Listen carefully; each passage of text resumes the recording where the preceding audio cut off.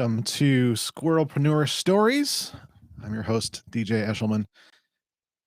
Yeah, here we go. So this week, we're talking about embassies. And so last week we talked about platforms and how, you want to have a place where you own your content, your ability to deliver that content. And uh, yeah, so that's what a platform generally is the way to communicate with people directly without having to ask permission or following anybody else's standards, et cetera, et cetera. So how do we attract people to that platform? Well, the best way to do this that I've found, and actually one of the more effective ways overall, is to use what Michael Hyatt calls embassies. Embassies can be social media, they can be other people's audiences, and things like that. So those are effective ways to get people to your platform. So right now, as you're viewing this, if you're viewing this on YouTube or Facebook or places like that, you are viewing an embassy. So I don't own Facebook, so I don't have control over whether you're seeing this. In fact, if this is somebody watching it live, or as I can see here with my little screen here, I can see that nobody's watching this live currently. That doesn't surprise me because the Facebook display algorithms and the YouTube display algorithms, they don't know enough about my content to really put that out in front of people yet. This is very early on in the process, and so it'll take a long time for people that don't look for it. In other words, if you didn't look for it or have it scheduled in your calendar or whatever to look for this broadcast when it was live, then you wouldn't see it. So that is me reaching out from my platform here in the studios in Franklin, Tennessee, to these embassies all over the world. And so that is a great mechanism because of that, is that it doesn't really cost me anything really to do this. If I started doing things like promoting with ads and things like that, yes, it would cost something, um, but right now this doesn't actually cost me anything. So that's a beauty of that. So that's what at its high level, that's what an embassy is, right? So that's what we want to do to reach out to these other places. So the problem with the squirrelpreneur is that sometimes we get lost in how many places we should be part of. And this is something that I actually struggled with early on in my process, because as a person that was in technology, I had a couple of different problems. One, I didn't really like the blending of social media and my technology work.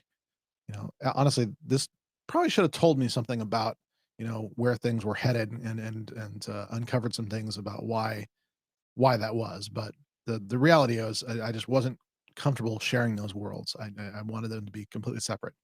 And so for me, what I ended up doing was creating multiple social media presences.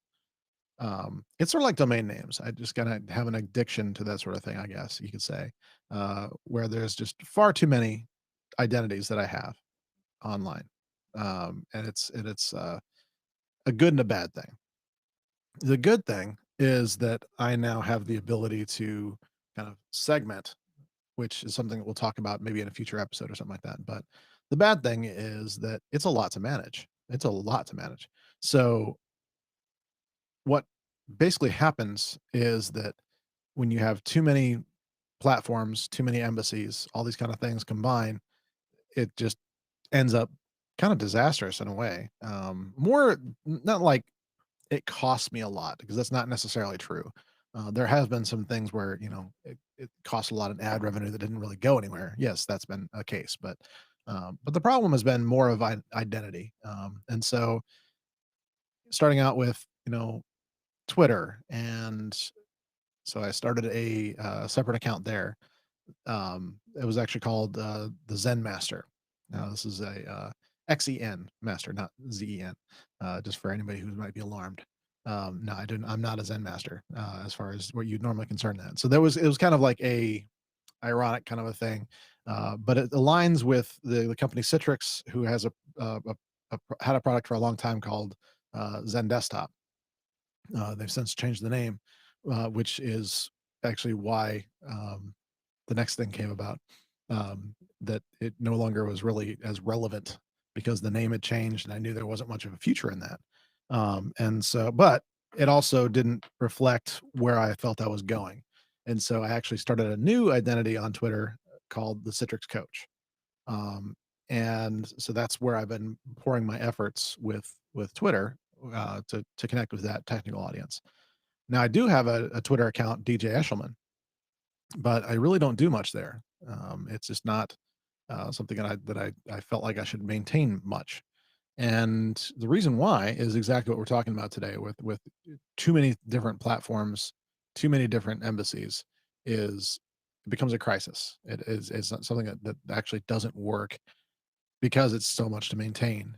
But also the bigger problem with this is let's take Facebook, for example. Were I to put a lot of effort into finding my tech audience on Facebook, I'm not sure I would really get anywhere. In my experimentation with this so far, what has ended up happening was that, it ended up like being very low engagement.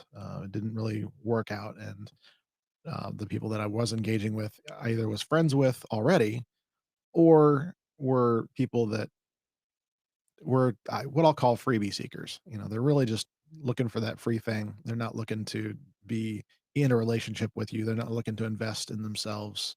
Um, Sometimes at all. Unfortunately, this does happen. But the thing about it is that I found that it just wasn't an effective place. The problem was I kept being told that it should be. I kept hearing from the gurus that Facebook is where you needed to be. And it took me a while to consider that they were saying these things without the context of if you want to reach the same people that I reach, then Facebook is where you need to be. That tune is changing now, by the way. I think a lot of people have recognized that there are places like LinkedIn, for example, that are much more valuable. Um, but the thing of what I'm trying to get to here is that if if you only have so much, well, there's two ways to approach this. Let's put it that way. The one approach is, do you have enough time and energy to put into something, and that becomes okay. How much time do I spend on Twitter today? How much time do I spend on LinkedIn today? How much time do I have Facebook, and how much time on Instagram and all these different things? And if that doesn't sound exhausting, it should. It absolutely is exhausting. But what I found was that it was actually doing damage to not only my work but also to my relationships. Here I am trying to get more connected, and I'm just getting less connected. So why? I've actually uninstalled all but LinkedIn from my phone. This phone doesn't have any social media apps on it, except for LinkedIn. Now, why would I do that? And that's because I recognize the squirrel phenomenon. Like if Thor back there you see in the background, he sees a squirrel on the fence, he's gonna be pretty like in tune to it, and he's gonna be distracted from what he was doing.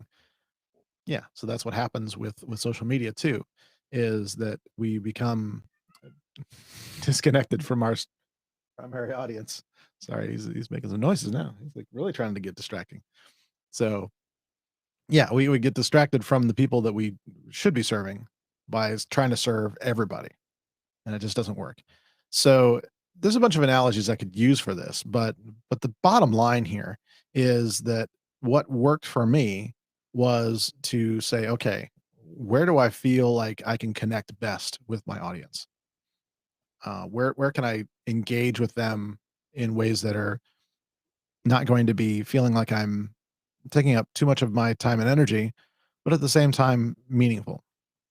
And so what I landed on was kind of a combination approach where I would do automated things to Twitter, mostly because I just don't like Twitter. It's just especially with the how political the world has gotten, especially here in the United States. Twitter is just not a very pleasant place to be. A lot of the people that I'm connected with just don't hold back their political opinions on either side of the aisle, and I don't really care for either at this point. So it becomes a energy drain for me to be reading through Twitter. However, I did find some programs that allow me to just post automatically on occasion to Twitter, just to kind of give that, point in time kind of, hey, don't forget to go look at this or whatever, or here's a new piece of content, or here's somebody we have coming on the show, that sort of thing. And that strategy has seemed to have worked a lot better. But it's not a connection point. It's not where I engage with my audience. Now the problem is sometimes they engage with me. So this is where things get a little funky. Is even though it's not my preference, that's sometimes where they choose to engage with me because if you don't know this, tech audiences tend to be more on Twitter than anywhere else as far as social media goes. So that's just the way it is. But the thing is, my primary audience for the technology world is really more about people that want to get better in their career. It wasn't necessarily people that just wanted to talk about technology. It was I specifically am looking for people that want to be better, want to leave the world better than they found it, right? And so was I finding that on Twitter? Not very effectively. So what I did is I tried Instagram for a while and found that just wasn't really ever gonna work. It just yeah, I figured like you see the motivational posts or whatever that you see on Instagram on occasion, but there really wasn't much engagement. Facebook, very similar kind of thing. Right, it's very hard to find. And so it occurred to me that LinkedIn was really a good place for where people are already, if they're on that platform, it's a professional social networking that's really heavily based around work, right? It's not really personal social media. That's not really what it's there for, right? It's really purpose driven around not just finding work, but talking about work and being better at work. So naturally, a good place for me to be focused a lot of time on. And so that is where I tend to engage more with people. I have more private messages on LinkedIn than I can possibly even count. Um, eh, Not so much on Twitter, for example. So by honing down, though, this is what happens. People know they can find me there. I'll say that again. People know they can find me there. Now, I will admit a frustration I'm having right now is that I haven't been approved for LinkedIn Live video, and so it's been a difficult thing to get things like this going on LinkedIn. I'm hoping that changes eventually, but right now it's difficult. But this is where I go. So, um, where things are going in my life, though, I'm kind of in a new phase, and this is the second thing I wanted, or third thing I guess I wanted to talk about, is how do you figure out which embassy to link to your platform? And then I'm going to talk more about like the problem of having too many platforms that you can kind of see emerging out of this. Um, so the problem becomes, how do people find you and how do people know you? And so you have to do your research. You have to show up. And this is just the unfortunate thing. I think there's two kind of primary criteria. One, you have to enjoy being there.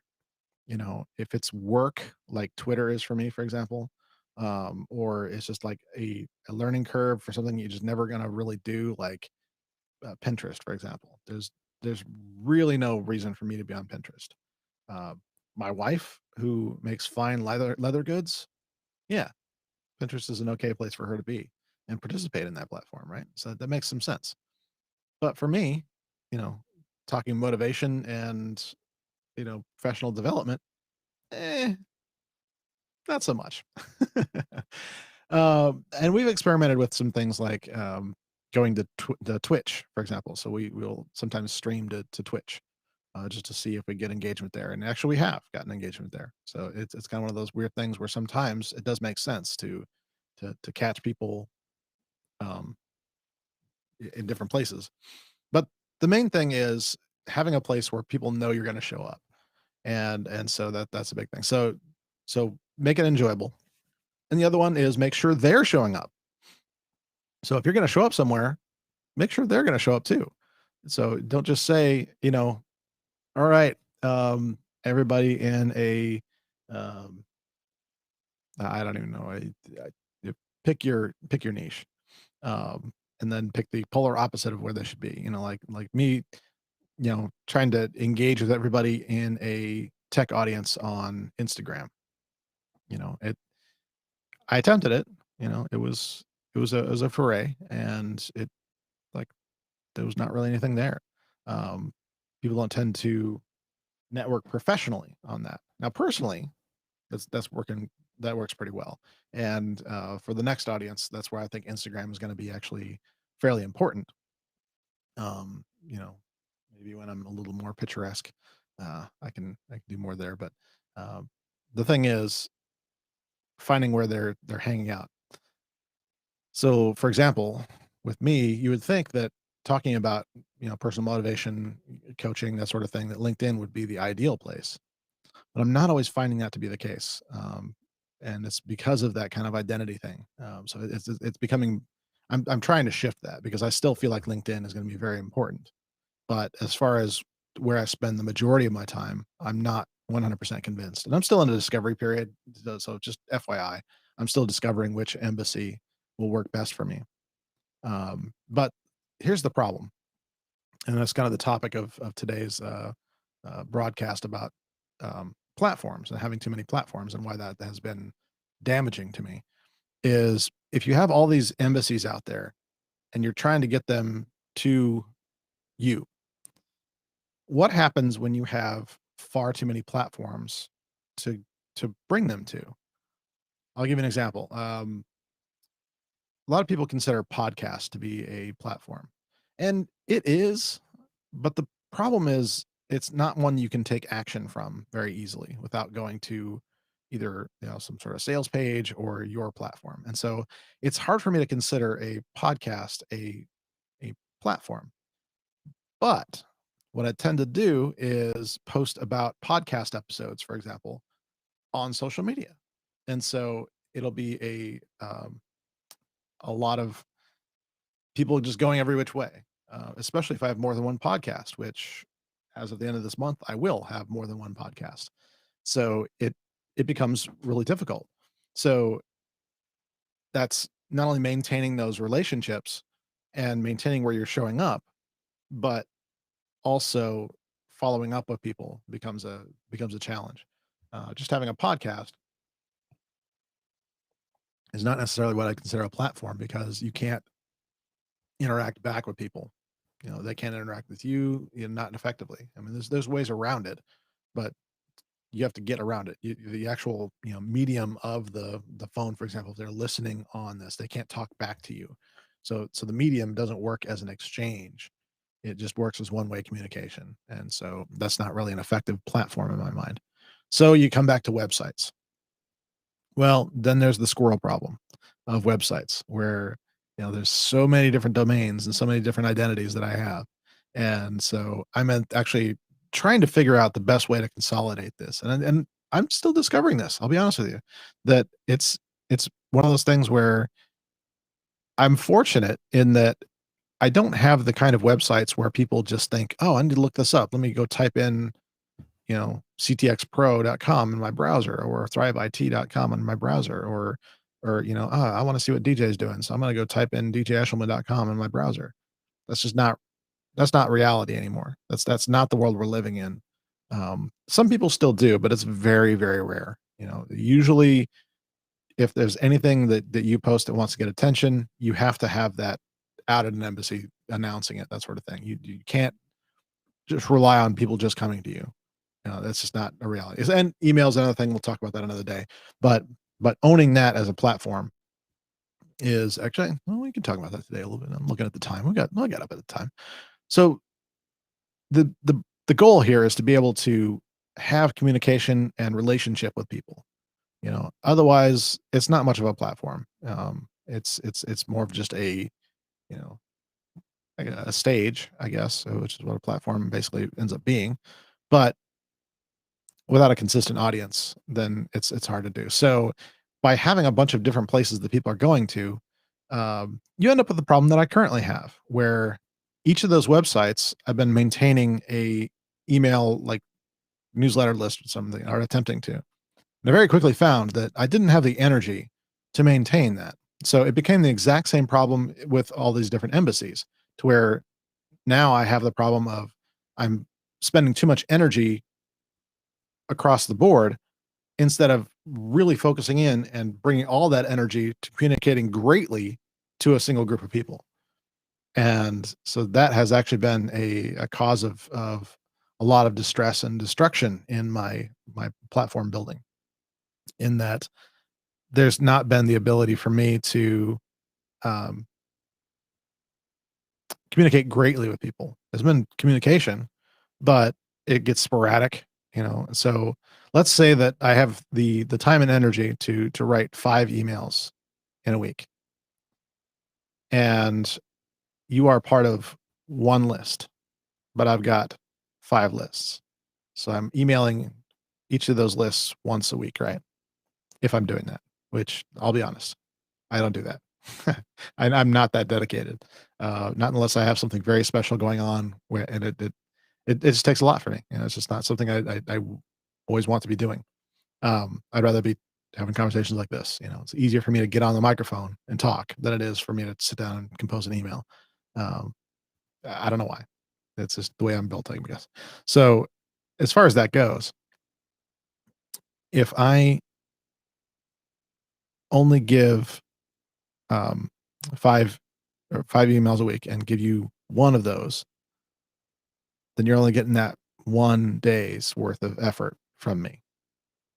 Other people might be getting the other days of effort, but as far as you go, what if it takes 2 or 3 days of my attention to get you to engage and to get you to get out of your funk, to get you out of your mode of thinking and to make a difference? What if it takes more than one email a week? Which, spoiler alert, I'm discovering that that's exactly what it takes. You know, if I'm going to make a difference in somebody's life, I have to show up. Um, and that's exactly why I'm uh, doing this way. Is I'm trying to figure out different ways to communicate. So there's a different style, but it's basically the same message that's going across, you know, throughout a week. I'm talking about the same thing in multiple different styles. So that's it's an experiment that I'm doing to see if that's a good way to, you know, feed the squirrel in me, as far as, you know, not saying the same thing over and over again, but to show up in multiple ways to enough of the same kind of audience to meet that criteria. We're going to see if it's working. My guess, by the way, is that it's not, because what's what's happened in my other areas is that, again, I find that I have all these multiple lists going on, and so it's very difficult to maintain that. And so eventually what I'm likely to do is to hone in more as I get more and more feedback from people about what content matters, and what things connect the best. You know, I'll probably hone in more and give up a lot of these other different things. And so let's say that this is the thing that resonates the most, then I will want to get rid of the other things and focus in on this. Um, because if I show up with 5 times the energy doing this, then you are much more likely to be impacted by that. But if I spend my energy on all these different areas and I keep it that way, I just keep that energy spread out, then you're only going to get a fifth of my energy, for example. How interesting does it sound to get a fifth of my energy? Yeah, not very. So when it comes to it, that's why, if you're just joining me for this, this is a limited time venture. This is something that I'm doing just for a few months, just to feel out what feels best for me and how people resonate with the messaging. And so if it is resonating with you, what I want you to do is leave me a comment and say this is something that makes sense. I'd like to see more of this. And same with the other things we're doing. So if there's other things we're doing that resonate with you, that's I want to hear from you. I want to hear that you're resonating. And so a lot of this is, by the way, based on those kind of conversations that I've been having with people. The only reason I'm doing this right now, you know, um, can I be honest with you? I don't want to be doing this right now.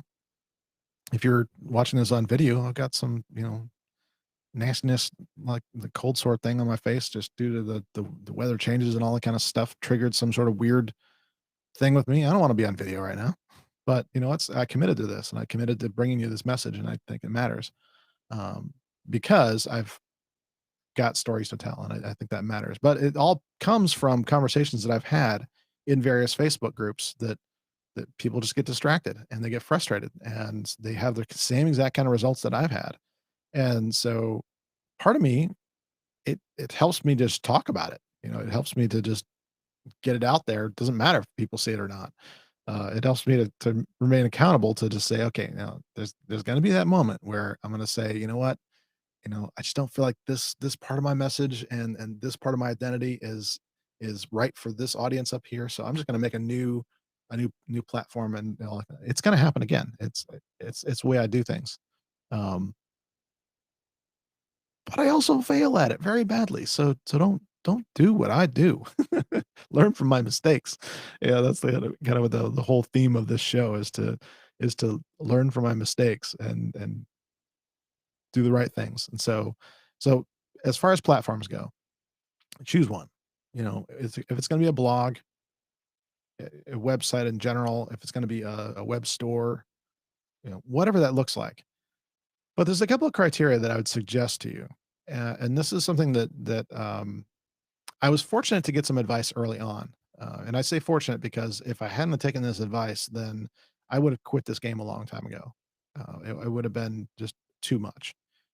And that is that um, your platform should always have some method of communicating back with people.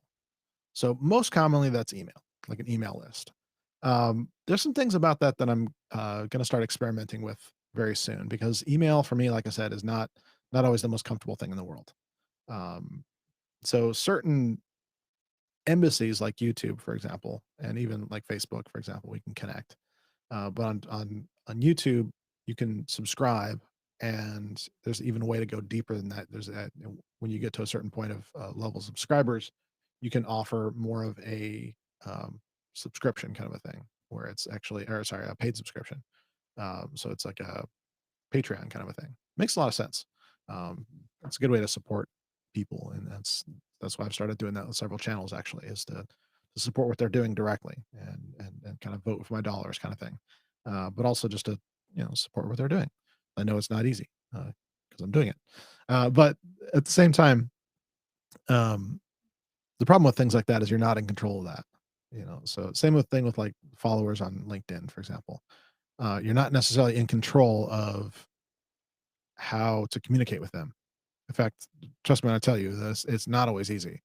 It's a very manual process. So if I wanted to communicate with, 1,500 people on LinkedIn, for example, you know, I don't really have an effective way to push that message to them.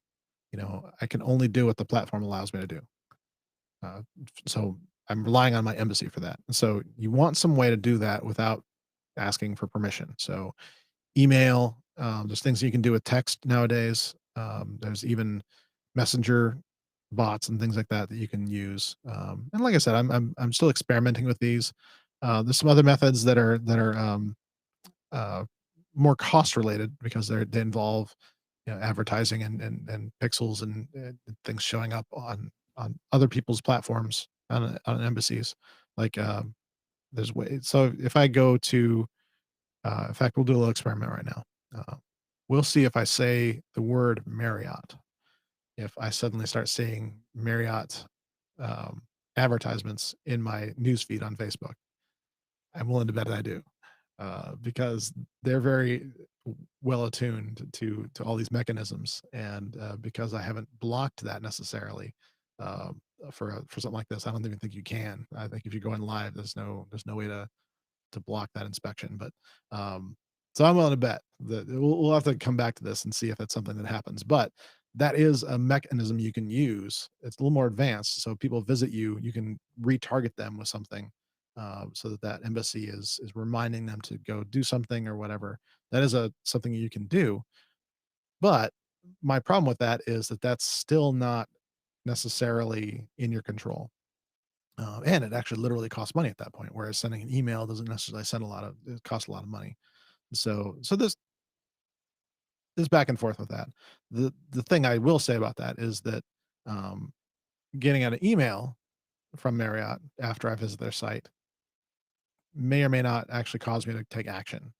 But when I see an ad or 15, as I usually do whenever I open the app, it always seems to happen. But yeah, well, we'll say that what it is. You're welcome. I'm paying for your Facebook today. Uh, but the thing you should know about that is that sometimes that does actually cause people to take action. Um, my One of my mentors, Stu McLaren, will tell a story often of how he will look at something in Instagram and maybe he might even click on it, but then his attention just kind of goes away pretty rapidly. And I think this happens to a lot of us. In fact, I was having a conversation with just somebody yesterday that was gonna get a calendar reminder to view a broadcast that we have coming up on Thursday. Uh, Big deal, actually. A big hero of mine that's going to be on our Thrivecast uh, show, which is going to be awesome. But squirrel. Uh, but the problem is that he just forgot, and so when I was talking about it, he was like, "Oh yeah, I needed to sign up for that." And it's like I came to realize, like, yeah, that this is actually why I think we get a lot of people excited about something and then they don't actually show up. It's not that they weren't excited about it; it's just that they didn't take action in that direct moment. And so I think in our modern society, unfortunately, we don't always take action right away. Like when I told you to give me feedback and give me a comment, you might not have, but I'm going to remind you again. If this content is useful, give me a comment to let me know. Or if it's not useful, you know what? I can take it. Go ahead and tell me. Don't let me just keep suffering here. Uh, do something. Do something right now. And if I figure out a way to retarget people that see these videos, I'll probably do it just to get you to take action. It's that important to me. And so that's what we're talking about here is that encouragement to take action sometimes takes reaching beyond your own platform. Now, the third problem. We've talked about the problem of too many embassies reaching out to too many different platforms. Now let's talk about things like advertising. So if you have advertising going out to a bunch of different platforms, or even in some cases, even worse that I've seen, where you have advertising going into an embassy that's leading people back to a platform, like advertising for a podcast, for example, or advertising for a YouTube channel. You're spending money to get people to a embassy that hopefully will lead them back to your platform. Now, there's something to that does actually there's an effectiveness to it. The problem becomes tracking that and improving it. Um, Really, it's that spaghetti against the wall kind of thing. You might as well just be advertising on television.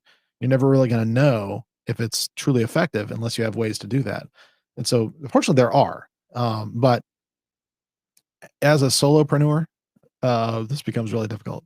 I'm actually looking forward to a meeting I'm going to have in about an hour. Um, oh, actually, a half hour. Uh, to talk about this, to figure out how to do this with staff. And it's going to be a fascinating time, and I'm sure a very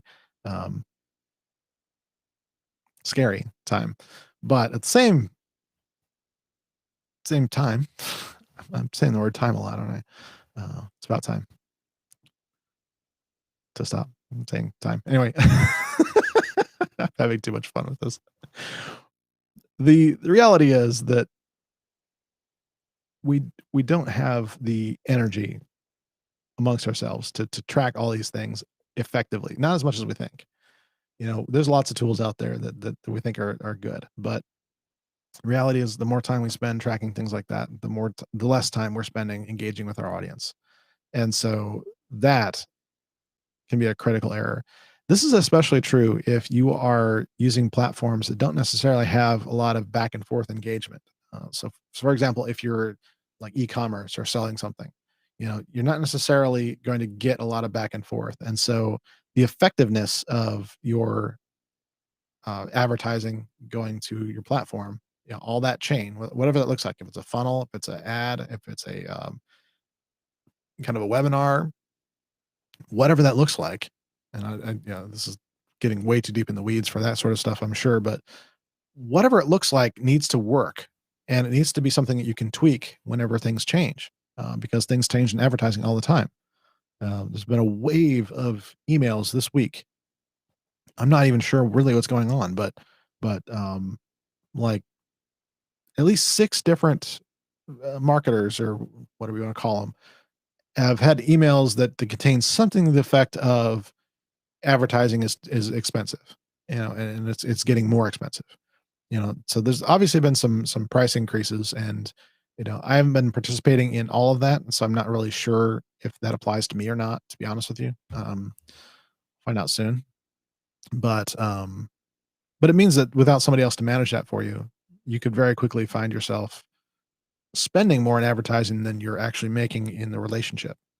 And so always going to be important to maintain that.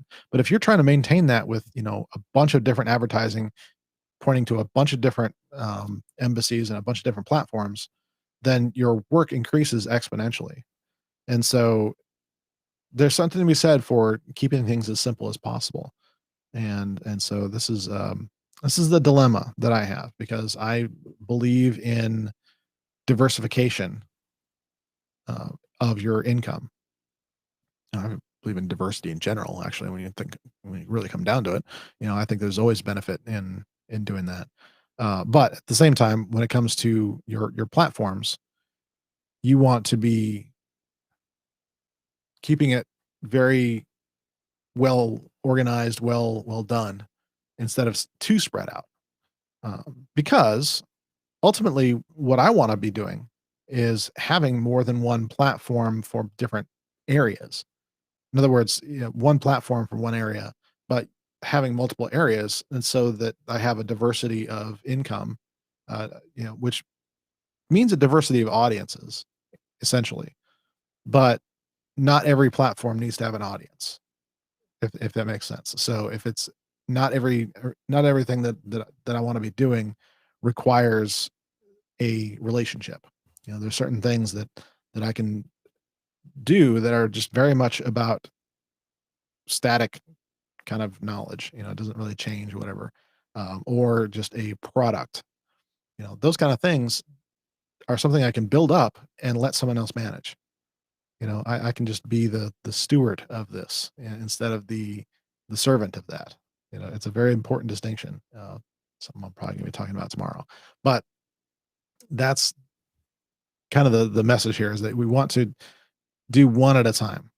And this has been my problem. And this is actually with the problem I'm currently in right now, to be completely transparent and honest with you, is that I'm in this space of the in between, that the other platform isn't quite ready to be self-run, yet there's other things that are developing like this that are, I'm trying to get a hold on, so that I can actually start building it up and eventually start to figure out ways to be supported by. And so it's a frustrating time for me, actually. It's a very uh stressful kind of a thing to go through. But when we're dealing with this, the temptation is always to go way too wide and to start doing way too many things. The problem is we're not trying to start too many things and keep them. We just kind of let the other things die. And what I'm finding in my life, and this is kind of something I mentioned a couple weeks ago, is that it was very frustrating to figure out that the thing I should have been doing was the very first thing I said. It took me 3 years to publish a book, when that was originally my first goal. Had I stuck to that, things would have been very, very different and much more effective. But I got distracted by the moment and kind of just forgot about it. I thought I could maybe do both. No, not really well. In fact, I wouldn't even say that I've done the books very well. I'm learning all sorts of things, and kind of looking back on the process and going, oh yeah, geez, I forgot a lot about fundamentals here. I got so excited about doing it that I forgot a lot of fundamental things. There's even some deliverables that I promised that I just honestly forgot about. And so I need to go back now and actually create those and make sure they're there. So there's some really frustrating things that can happen when you scroll too much and build out too many different platforms and then try and reach out to too many embassies. These are the kind of things that happen. So my encouragement to you today is to just start with one platform and one primary embassy. You can have other embassies, but don't spend a lot of time there. Make your announcements there or your posts there automated. Sort of like what I'm doing right now with the live video that you're seeing the recording of. Is this is being broadcast to multiple different places, but I haven't done more than just schedule the broadcast. It wasn't really a lot of time and effort, which is why nobody's showing up live. I mean, let's be honest, but that's okay. It's the doing it that's important for me. Now, I'm spending a lot of time in other platforms and other areas doing a lot of development work for this. And so it's just getting ready to merge all these things um, together to one effort. But what I'm struggling with right now is getting things to one platform. And that is exactly what I need to do because I don't want to repeat my mistakes of having multiple different places where people are looking for me and not finding me. Or if they find me, they're confused. It's like, wait, I thought DJ was this guy that did this. So it's a it's a frustrating task. I will admit, but it's not a good reason to start a bunch of different things that you're going to do poorly. So just do one thing really well. All right. Hope that helps. I hope it helped me. I'm going to go into this week and take my own advice. So, uh, yeah, like I said, I hope this has been helpful to you too. Do go ahead and leave me a comment, letting me know if there's anything that I can do differently to serve you better, or if this is something that's resonating very well with you, that's been helpful, then let me know. And if there's anything else that you actually, let me say this for the SquirrelPreneur stories, if it's something you would like to share, let me know. This platform allows me to bring people on. I can bring multiple people on at the same time and broadcast and record. So if you would like to join me, I welcome you to because I love sharing stories with other people, and so that's something that I eventually want to see this platform do. So if that interests you right away, go ahead and do that. Otherwise, I think probably in April is when we'll start experimenting more with that. But definitely let me know. And until then, it's a great world out there, but we can always leave it a little bit better than we found it.